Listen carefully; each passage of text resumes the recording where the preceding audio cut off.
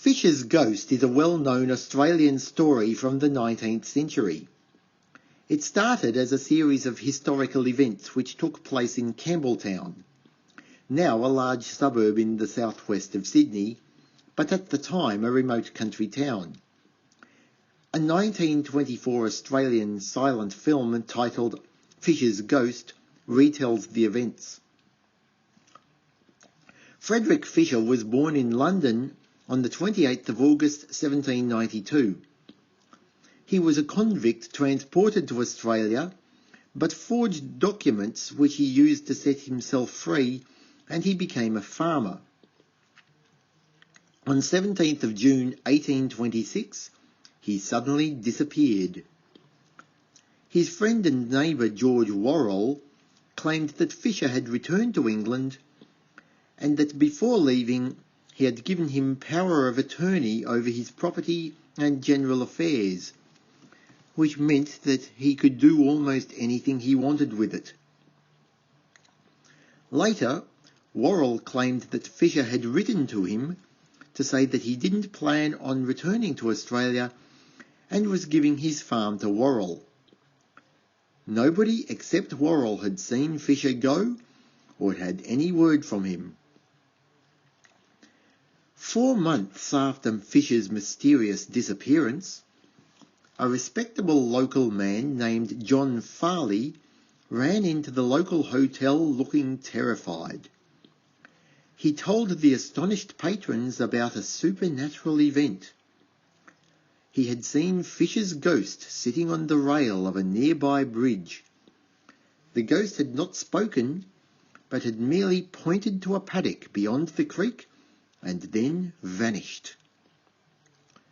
Initially, Farley's tale was called a hoax, but the way Fisher had disappeared eventually aroused suspicion. Police decided that they had to search the paddock to which the ghost had pointed.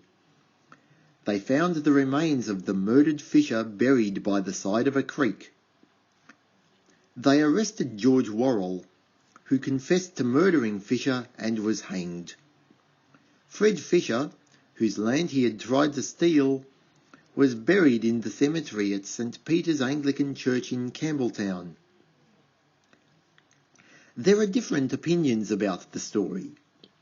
Some people say that Farley must have known by some other way where Fisher's body was and invented the ghost story to hide it.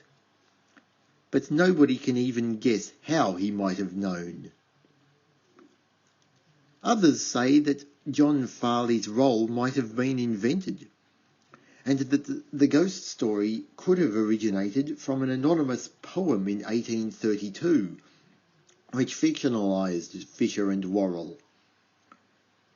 No police or court records from that time mention the ghost. The creek beside which the body was discovered is known as Fisher's Ghost Creek, although it has now mostly been converted into a storm water drain. The story of Fisher's ghost has since become a popular myth. The Festival of Fisher's Ghost started in 1956 and is organised by Campbelltown City Council. It uses the story of Fisher's ghost to promote an energetic, lively and colourful celebration of Campbelltown's history and its people. If you live near Campbelltown, you ought to go there. The 10-day festival is celebrated in Campbelltown every year in November.